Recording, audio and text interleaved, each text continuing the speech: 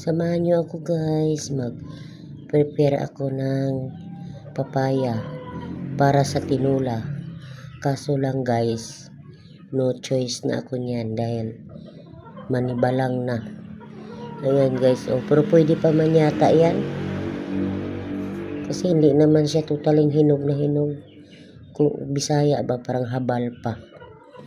Manibalang Tagalog. Pwede pa siguro yan. Masarap na siguro yan. Matamis-tamis. Manamis-tamis. Ayan o. Ayan. Maraming salamat sa inyo guys. Lagi na lang akong tinula guys. Pero nagtitinula lang kami pag may pera.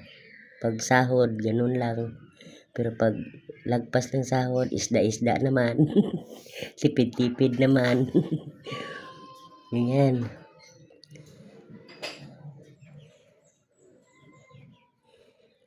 Maraming salamat sa inyo. Mega love shoutout sa inyong lahat. Ayan oh, pwede nang kainin siguro yan guys. Wala kasi hiningi ko lang yan guys. Yung mga ganyan kasi guys, dito sa Pampanga, pag bibili ka, binibigay lang lalo na mga kilala mo.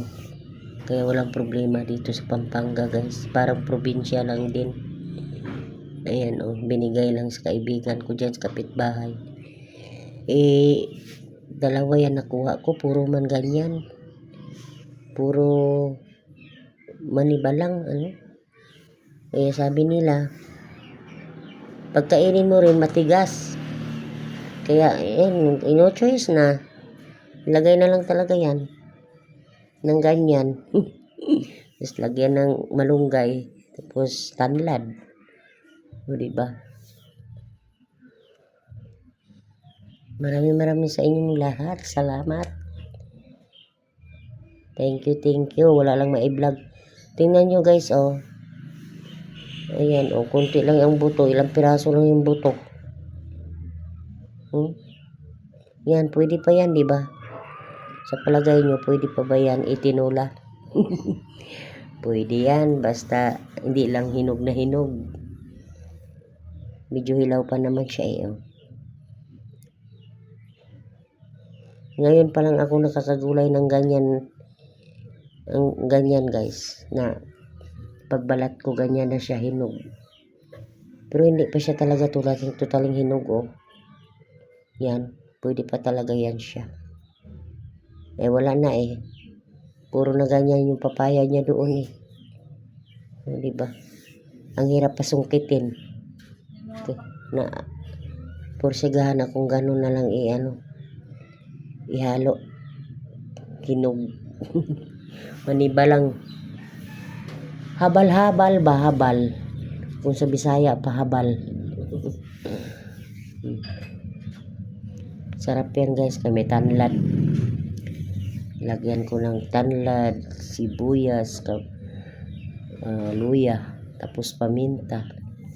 Tapos lalagyan ko ng Knorr cubes na chicken para lalo siyang malasa. Kasi paborito namin yung sabaw. Adobuhin ko sana guys. Kaso lang sabi nila okay na daw yan. Hindi naman masyado hinog.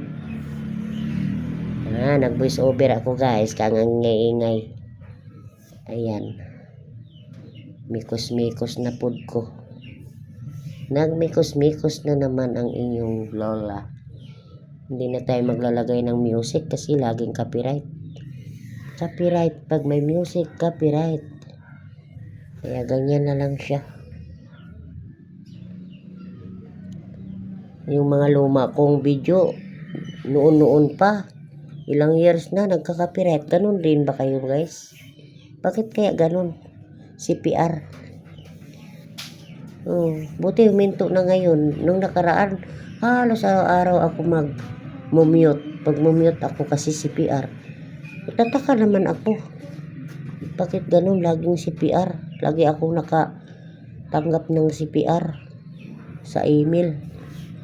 Ba't ganun? Kaya hindi na tuloy ako maglalagay ng music, bahala na dyan. Magyaw-yaw-yaw na lang ako, oy. Hindi ka pa hindi ka pa magka CPR.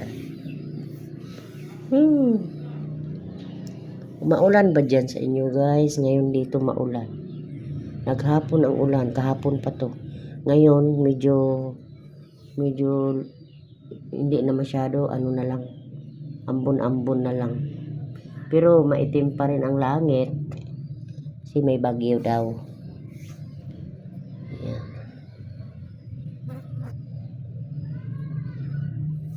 Sa amin dati guys, yung paganyan ang kulay ng papaya, inaano namin sa asin. Tinutuslo namin sa asin yan. Sarap. Nung kumpleto pa akong ngipin. Ngayon ako, ayaw ko na. Pustiso ng ngipin ko, ang hirap kumain ng ganyan, matigas. Kaya dati pag nakita kong ganyan papaya namin, tinatanggal ko na, sinususo ko na sa asin. Ngayon ako, hintayin ko talagang mahinog. Kung alam ko lang na mahinog yan, hindi ko na yan sinungkit. Kasi pinahinog ko na lang sana, sayang. Sarap pa naman pag nahinog ang papaya sa puno. Sobrang tamis. Ayan guys, nabalatan ko na, ayan oh. Diba? Ang sarap na kainin. Hugasan natin guys.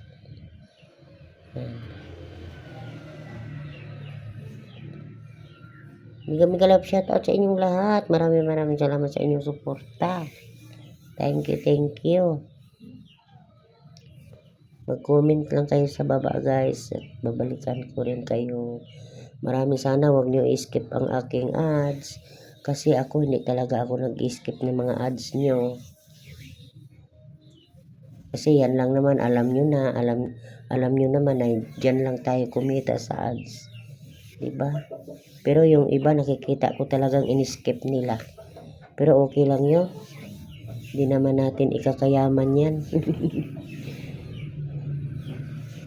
Ayan na hindi ko na pinakita guys ang pagigisa kasi alam nyo naman ang tinola kasi mahaba na masyado ang video ko pag inano ko pa yun.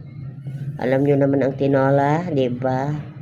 Lagyan ng siling green, sibuyas, luya, tsaka paminta. Diba? Ngayon, kung mayroon kayong tanlad, lagyan na lang ng tanlad para lalong mabango.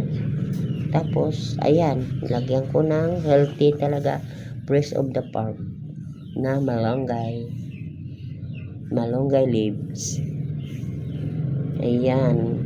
Pagka ako nagluto ng malunggay guys, pagka paglagay ko ganyan na, patayin ko na kagad ang kalan. Kasi guys, ma-over na siya. Ayan, pinatay ko na ang kalan guys. Tingnan nyo, hindi na kumukulo. Thank you for watching. Bye.